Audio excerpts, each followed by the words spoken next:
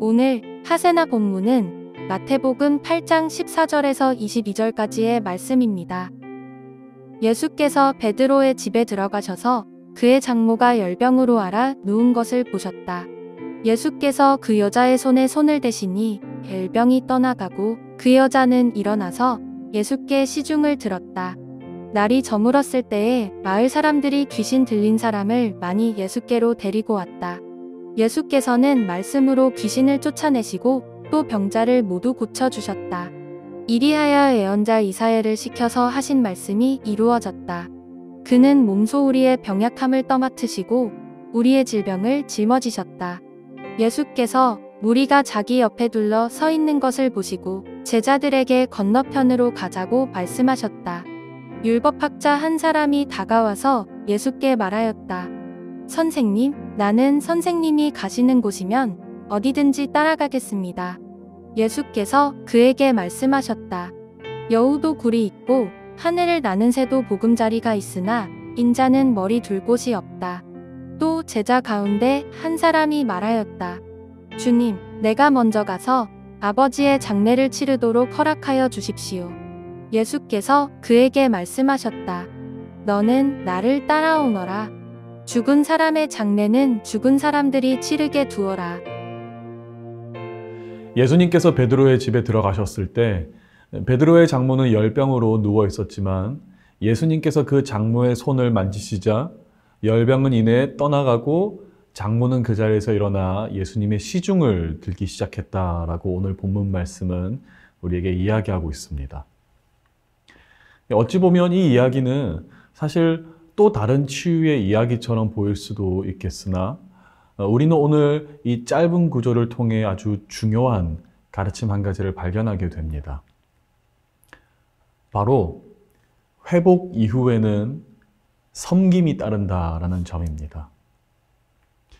예수님의 손이 닿자 베드로의 장모는 그 즉시 일어나 섬김을 보였던 것처럼 오늘 말씀은 우리가 그리스도의 제자로서 닮아야 할 신앙의 모습에 대해 말씀하고 있는 것입니다.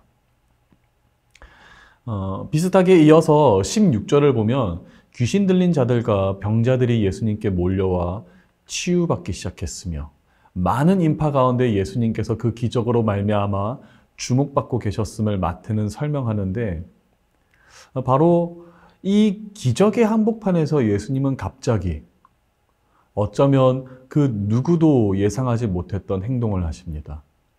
함께 18절 말씀을 보시겠습니다. 예수께서 무리가 자기 옆에 둘러서 있는 것을 보시고 제자들에게 건너편으로 가자고 말씀하셨다. 사실 설교자에게 있어서 사람들이 몰려드는 자리가 바로 최고의 자리일 것입니다.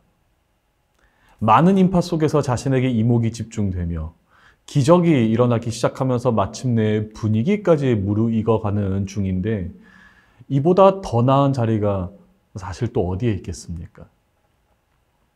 그런데 예수님은 사람들이 몰려드는 이 최고의 자리를 떠나 갑자기 제자들을 향하여서 건너편으로 가자라고 말씀하셨던 것입니다. 도대체 그 이유가 무엇이었을까요?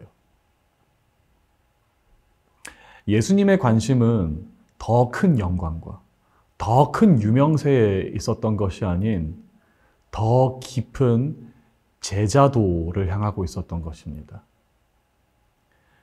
제자가 된다는 것은 세상의 가치관과 만족을 바라는 것이 아닌 때로는 외롭고 또 때로는 손해를 볼지라도 하나님이 계신 곳에 내가 거하고 하나님이 부르시는 곳에 내가 서 있는 것을 의미하기 때문입니다.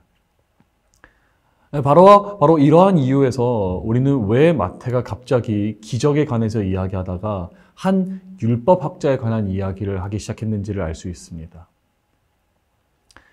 더 깊은 제자도를 향해 건너편으로 가자라고 말씀하신 예수님을 향해 한 율법학자가 다가와 나는 선생님이 가시는 곳이면 어디든지 따라가겠습니다 라고 고백합니다. 그런데 20절을 보면 예수님의 대답은 생각보다 차갑습니다. 예수께서 그에게 말씀하셨다. 여우도 굴이 있고 하늘을 나는 새도 보금자리가 있으나 인자는 머리 둘 곳이 없다.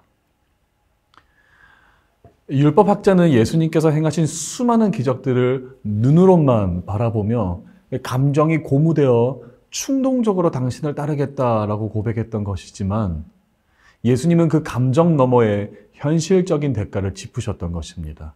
왜냐하면 제자가 된다는 것은 당장 나의 안락함과 편안함의 포기를 의미하기 때문입니다.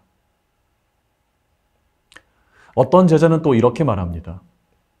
또 제자 가운데 한 사람이 말하였다. 주님, 내가 먼저 가서 아버지의 장례를 치르도록 허락하여 주십시오. 이 말은 언뜻 당연하고 정당한 요청처럼 들리기도 합니다. 그러나 예수님은 이렇게 말씀하시지요. 22절 말씀. 예수께서 그에게 말씀하셨다. 너는 나를 따라오너라. 죽은 사람의 장례는 죽은 사람들이 치르게 두어라. 혹시 예수님의 이러한 답변이 굉장히 무정하거나 냉정하게만 들리지 않으십니까? 어떻게 예수님이 이렇게 말씀하실 수 있다는 것인가? 그러나 예수님은 지금 제자가 마땅히 가져야 할 제자의 영적 우선순위를 당신의 제자들에게 말씀하고자 하셨던 것입니다. 세상의 논리와 상식을 넘어 진정한 제자란 것은 그 어떤 유혹에도 흔들리지 않고 하나님만을 바라보며 그 부르심에 응답하는 사람이 되어야 함을 예수님께서는 간절히 가르치고 싶으셨던 것입니다. 그러므로 사랑하는 우리 높은뜻 푸른교회 성도 여러분, 오늘도 우리가 한번 묵상해 보았으면 좋겠습니다. 오늘 말씀을 통해 우리를 부르시는 하나님은 어떤 분이십니까? 반면에 세상은 어떤 모습으로 오늘도 우리에게 다가오고 있으며 마지막으로 오늘 나는 어떤 모습으로 세상과 그리고 하나님 앞에 서야 하는 것일까요?